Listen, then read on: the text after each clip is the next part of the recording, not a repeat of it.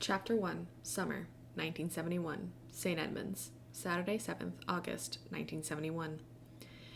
He woke up in the dark. It was too hot in the little room they'd put him in, being early August, though he supposed that could be fever. He always had a high temperature the morning after. They used to put him in a room with a window, but a few months ago he'd been able to smash one of them, and if it hadn't had bars anyway, he'd have escaped. He'd heard them talking about restraining him as he got older. He tried not to think about it.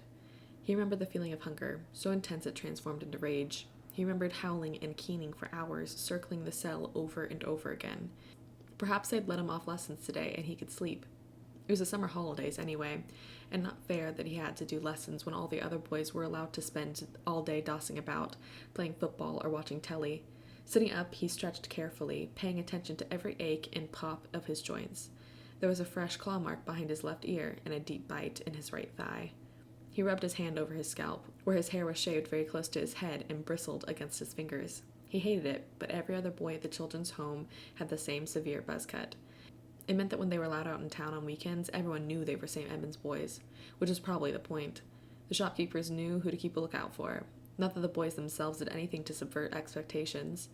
They'd been told so often that they were the dregs of society, left behind and unwanted, so why not cause a little havoc? Remus heard footsteps at the end of the hall. It was Matron. He could smell her, hear her heartbeat. His senses were always amplified after one of his episodes. He stood up, pulling a blanket around himself despite the heat, and padded towards the door to listen harder. She was not alone. There was a man with her. He smelled old and somehow different. A thick iron scent, which reminded Remus vaguely of his father. It was magic. "Are you sure it's worth your time?" Matron was asking the stranger. "He's really one of our worst cases." "Oh yes," the old man replied. His voice was rich and warm like chocolate. "We're very sure. Is this where you keep him during his episodes?" the matron finished in her clipped nasal voice. "For his own safety. He started biting since his last birthday." "I see," the man replied, sounding thoughtful rather than concerned. "May I ask, madam, what it is you know about the young man's affliction?" "Everything I need to know," the matron replied coldly. "He's been here since he was 5, and he's always been trouble, not just because he's one of your sort." "My sort?" the man replied, calm and unperturbed. Matron lowered her voice, almost to a whisper, but Remus could still hear. "My brother was one. Haven't seen him in years, of course, but he occasionally asks me favors. St. Edmunds is a very special institution. We're equipped for problem cases." Remus heard the jangle of keys. "Now, you must let me see him first. He often needs patching up. I don't know why you wanted to see him after a full moon in the first place, if you already knew." The old man did not reply, and Matron walked towards Remus's room, her patent leather heels clicking on the stone floor. She knocked on the door 3 times. "Lupin, are you awake?" "Yeah," he replied, pulling his blanket tighter. They took his clothes off him to stop them getting torn. "Yes, matron," Matron corrected him through the door. "Yes, matron," Remus muttered, as the key turned in the lock and cracked open. The door was plain wood, and he knew he could easily smash it during an episode, but it had been fitted with silver plating after the window incident. Just the smell of it made him feel queasy and headachy. The door opened. Light poured in like water, and he blinked wildly. As Matron entered the room, he automatically took a step back. She was a bird-like, pointy sort of woman, with a long, thin nose and dark, beady eyes. She regarded him warily. "Need any bandages this time?" He showed her his wounds.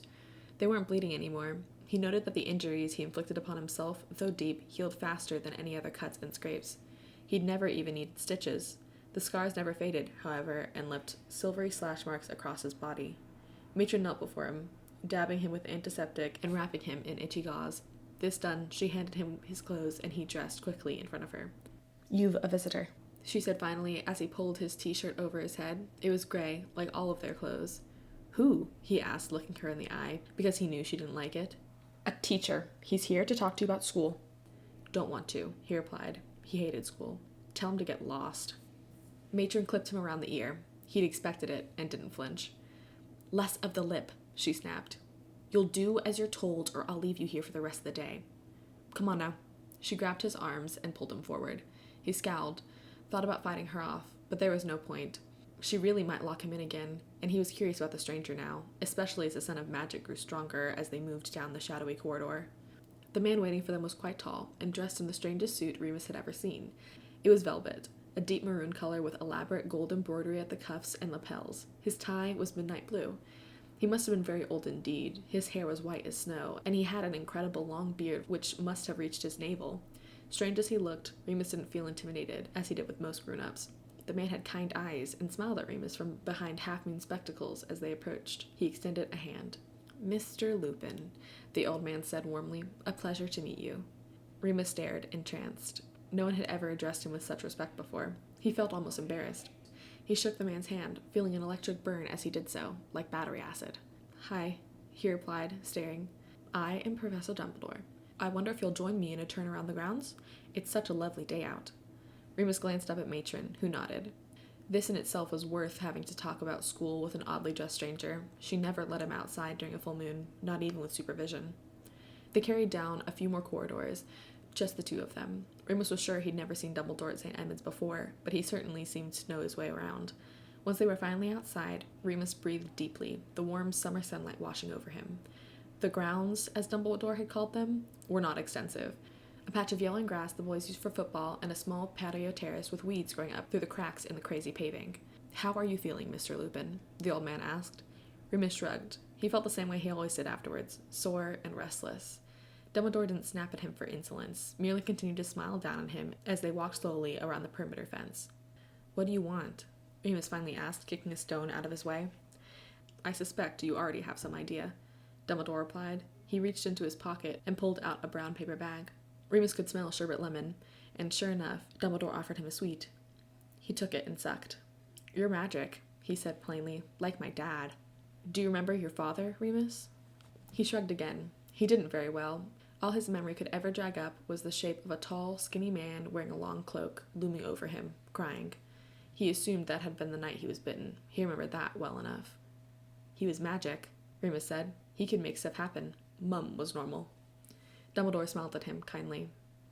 "Is that what your matron has told you?" Some of it I knew.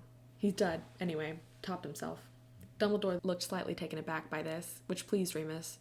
It was a point of pride, having a tragic backstory. He didn't think about his father often, other than to consider whether he would have killed himself if Remus hadn't been bitten. He carried on. "Mum's not dead, though. Just didn't want me. So I'm here." He looked around. Dumbledore had stopped walking. They were at the farthest edge of the grounds now, by the tall back fence. There was a loose board there which no one knew about. Remus could slip through it if he wanted to, and get onto the main road into town. He never really went anywhere in particular, just wandered around, waiting for the police to pick him up and bring him back. It was better than doing nothing. "Do you like it here?" Dumbledore was asking. Remus snorted. "Course I bloody don't." He side-eyed Dumbledore, but didn't get in trouble for swearing. "No, I didn't think so," the old man observed. "I hear you're something of a troublemaker. Is that right?" "Ain't any worse than the others," Remus said. "We're troubled boys." "Yes, I see." Dumbledore stroked his beard as if Remus had said something of extreme significance. "Got another sweet?" Remus held out his hand expectantly. Dumbledore handed him the bag, and he couldn't believe his luck. The old fool was a complete pushover. He chewed the lozenge this time, feeling it crunch like glass beneath his teeth, sherbet exploding on his tongue like fireworks. "I run a school, you know. The same school your father went to." That threw Remus for a loop. He swallowed the sweet and scratched his head. Dumbledore continued. "It's a very special sort of school, for wizards like me, and like you. Would you like to learn magic, Remus?" Remus shook his head fervently. "I'm too thick," he said firmly. "I won't get in." "I'm sure that's not true at all." "Ask her." Remus jerked his head back towards the tall gray building where Matron lay in wait. "Can't hardly read, even. I'm stupid." Dumbledore looked at him for a very long time. "You haven't had a very easy start in life, Mr. Lupin, and I'm sorry about that. I knew your father, only little, and I'm sure he wouldn't have wanted... Well, anyway, I'm here to offer you something different. A place among your own kind. Perhaps even a way to channel all of this anger you have." Remus stared at him. What difference did it make if he was in one home or another? Matron never gave him sweets and didn't smell like magic. The kids at Dumbledore School couldn't be worse than the St. Edmund's boys. And if they were, then at least he could hold his own in a fight, now. But there was always a but. "What about my episodes?" he asked, folding his arms. "I'm dangerous, you know." "Yes, Remus, I know," Dumbledore replied, sadly. He placed his hands on Remus's shoulder, very gently. "We'll see what we can come up with. Leave it with me." Remus shook him off and chewed on another sherbet lemon. They walked back in the building in silence, both satisfied that they understood each other now.